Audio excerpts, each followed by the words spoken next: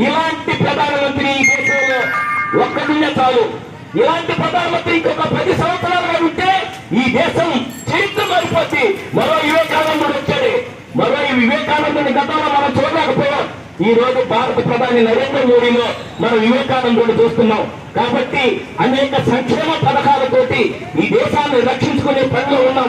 ఒక పక్క నదులు, ఒక పక్క రైల్వేలు, ఒక పక్క ఎయిర్పోర్ట్లు, ఒక పక్క షిప్ యార్డ్లు, ఎన్ని ఎన్ని ఎన్ని ఎన్ని ఎన్ని రకాలుగా అభివృద్ధి చేస్తున్నాడు చూడండి. ప్రజలను ఆలోచించండి. ఈ రాష్ట్రంలో కుటుంబ పార్టీలు, ఆ కుటుంబమో ఈ కుటుంబమో, లేకపోతే ఆ వ్యక్తో ఈ వ్యక్తో కాదు. దేశం గురించి ఆలోచించండి. మనందరం మనసున్న వాళ్ళని, ప్రతి మనిషి కూడా ఈ దేశం గురించి ఆలోచించాలా. దేశం బాగుంటే రాబోయే తరం, మన బిడ్డలు బాగుంటారు, మన కుటుంబాలు బాగుంటాయి. అభివృద్ధి చెందిన దేశంగా మనం చూడగలుగుతాం. ప్రపంచ దేశాల్లో ఈ రోజు భారతదేశాన్ని విశ్వ గురువుగా చూపించబోతున్నారు. మనం ఆదర్శంగా పోతున్నాం. మన దేశాన్ని గురించి ఈ రోజు 98 దేశాల్లో చెప్పుకుంటున్నారు. ఆనాడు భారతదేశం అనేది ఎక్కడో చరిత్రలో కనపడకుండా ఉండింది. ఈ దేశాన్ని దోచుకుపోయిన చరిత్ర ప్రపంచ దేశాలై. కాబట్టి అందరూ ఆలోచించండి. భారత ప్రధాని నరేంద్ర మోడీ గారు ఇచ్చిన సంక్షేమ పథకాల్ని మీ అందరికి అందజేశాం. పుస్తకాలు అందజేస్తున్నాం.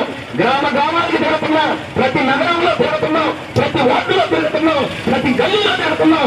కేంద్ర ప్రభుత్వ సంక్షేమ పథకాలు మీకు తెలియజేస్తున్నాం. మీరు తెలుసుకొని ఒక్క అవకాశం ఈ రాష్ట్రంలో భారతీయ జనతా పార్టీకి అవకాశం ఇవ్వాలి. మనం భారతీయ జనతా పార్టీ అధికారంలో ఉన్న రాష్ట్రాలను చూస్తున్నాం. అభివృద్ధి ఎలా ఉందో చూపిస్తున్నారు.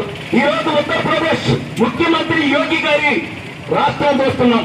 ఎక్కడో ఉన్న అధోగతిలో ఉన్న ఉత్తరప్రదేశ్ ని రౌడీలు మాఫీలు ఉన్న రాష్ట్రాన్ని ఈ రోజు నంబర్ 1 జీఎస్టీ పెరిగిపోయింది. అక్కడ ఈ రోజు అభివృద్ధి చెందుతూ ఉంది. ఈ రోజు నంబర్ 1 ఉత్తరప్రదేశ్.